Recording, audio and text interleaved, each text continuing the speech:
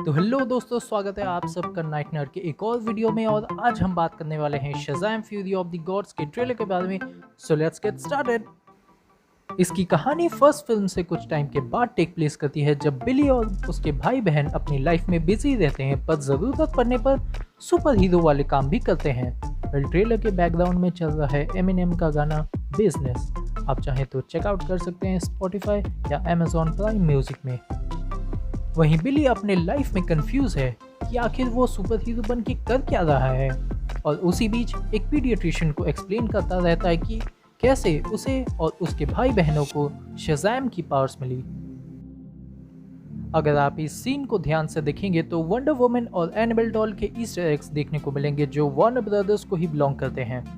अब बिली अपने पावर्स के लिए खुद को वर्दी नहीं समझता और दूसरे सुपर हीरोज का एग्जाम्पल देता है, जैसे कि एज़रा मिलर का फ्लैश, जेसन मोमोआ का एक्वामैन और बेन एफ्लेक का बैटमैन। मुझे बहुत खुशी हुई कि एटलीस्ट वार्नर ब्रदर्स ने जैक स्नाइडर के जस्टिस लीग को एटलीस्ट रिकॉग्नाइज तो किया।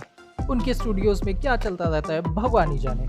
अगले ही सीन हमें एक बड़ा सा कासल या प्रिजन जैसा कुछ दिखाया जाता है और पुराने विज़र्ड शज़ाम को रिवील किया जाता है, जिसे हमने फर्स्ट फिल्म में देखा था, और वो ऑफ कोर्स मरा नहीं था। अब वो कहीं पे बंद है, शायद एटलस की बेटियों ने उसे बंद किया है, और वो बिली को आने वाले खतरे के बारे में एक मैसेज भेजता है। अगला सीन पॉसिबली एक म्यूजियम का होता है। विज़र्ड शज़ाम का टूटा हुआ स्टाफ वहीं पे रखा हुआ होता है और उसे वापस लेने आते हैं एटलस की दोनों बेटियां, जया और सुषमा, हेस्पेरा और कैलिप्सो। वैसे तो डीसी कॉमिक्स में ये दोनों कैरेक्टर्स एग्जिस्ट नहीं करते, लेकिन ग्रीक माइथोलॉजी के हिसाब से एटलस की बहुत सारी बेटियां होती है और उनमें से दो हेस्पेरिडेस और कैलिप्सो होती है, और ग्रीक माइथोलॉजी में हेस्पेरा को निम्स ऑफ द वेस्ट और डॉटर ऑफ द इवनिंग भी कहा जाता है। ट्रेलर में हमें बताया गया है कि हेस्पेरा को ये बात पसंद नहीं आई कि बिली और दूसरे बच्चों के पास गॉड्स का पावर है, और उसे बताती है कि उसके लिए ये बहुत पर्सनल है। क्या है ये पर्सनल? मुझे लगता है कि शज़ाम के पास जो स्टैमिना है वो एटलस की देन है, और एटलस उन दोनों के पिता हैं, क्योंकि शज़ाम वर्ड का ए एटलस को ही रिप्रेजेंट करता है। और क्योंकि विज़र्ड शज़ाम ने बिली को अपना चैंपियन बनाया, लेकिन उन्हें लगता है वो पावर्स उन्हें मिलने चाहिए थे। रियलिटी क्या है ये तो फिल्म के बाद ही पता चलेगा।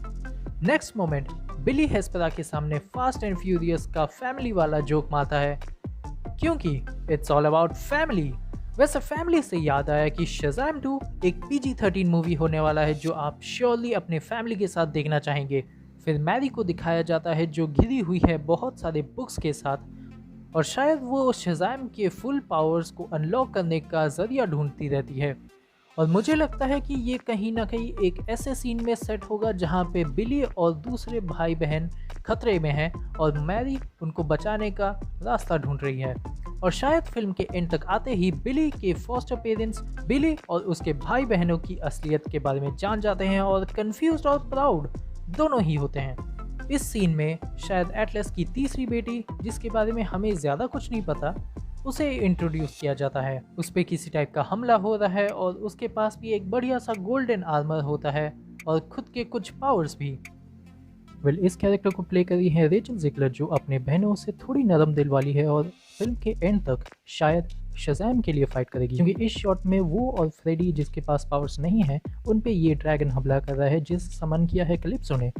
वहीं उनको लगाव हो जाएगा फ्रेडी फ्रीमैन से। Yes, Freddy Freeman.